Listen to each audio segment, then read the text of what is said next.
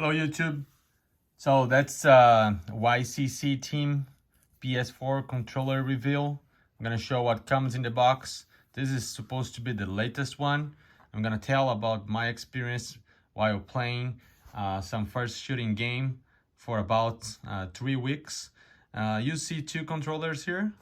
That's because the first one went bad and I got a replacement. So I'm gonna tell you what happened, and I want to point out some of the differences between those two controllers, which supposed to be the same. Well, first of all, this is the newest one. It always comes with this blue, comes in this pack. Actually, let me open this box here, and you're gonna see exactly how it comes. It has a short manual here, and then as you open, you have a nice cable.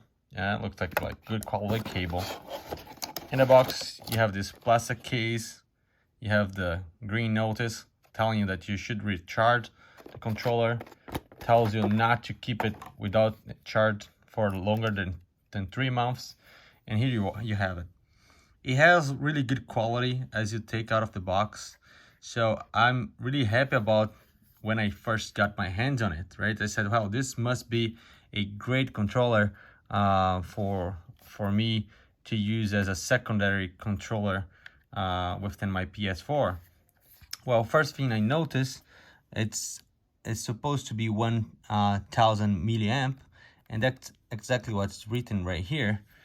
When I look at the box itself, this is the description. So it's the YCCTEAM controller, bought from the YCCTEAM at Amazon. This one, it is actually the 1000 milliamp. But look at this. Let me put this aside here for a minute. I'm gonna get the second controller here. The second controller also says 1000 milliamp. But the box, again, it's a YCCTEAM controller. It says 900 milliamps. That's a little funny, right? The manual, when looking carefully through the manual, both of the manuals are the same.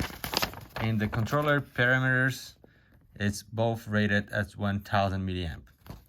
I don't know if both have 1000, just the box is labeled differently, or what's happening there. The fact is that the first one I received were this one with 900 milliamps.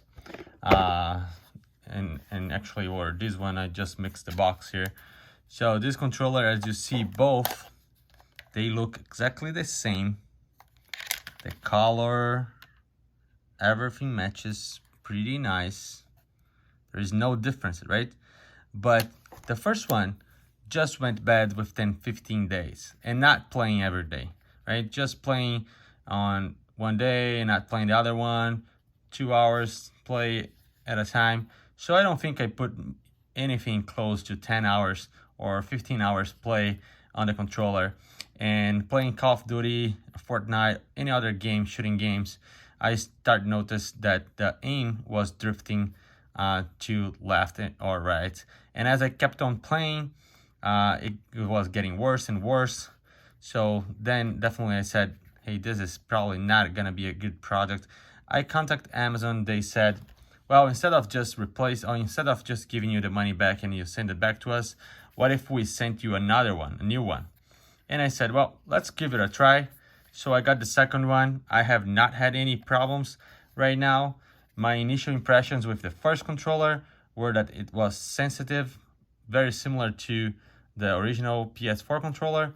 The second unit, a little bit different, a little bit more stiff on the joysticks here. I don't know if this is just me or whatever, but I noticed that. Did not had issues yet within drifting the aim on the screen, so I gotta be playing a little bit more. Overall, I would like this controller for basic games, but if you are playing shooting games where being precise is something important to you, then probably this is not a good product. I'm gonna keep trying this one until my return date is expire. So before that date expire, I will probably make an assessment if I will return or not both controllers. So this is a quick review. You saw what comes in the box, not much there. The mislabeling on the battery. I don't know if this really gives you so much more than the original controller in terms of battery life.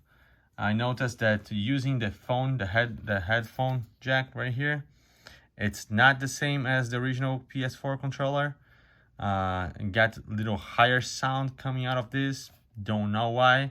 So I gotta go to settings and adjust to a lower tone because it's pretty high.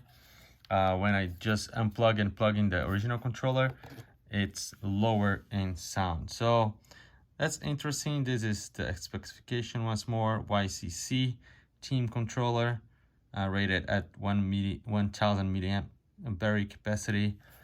Gonna keep on trying for a little longer, but that's, you know, my impressions as of today.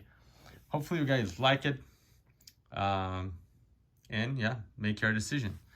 Thank you. Bye.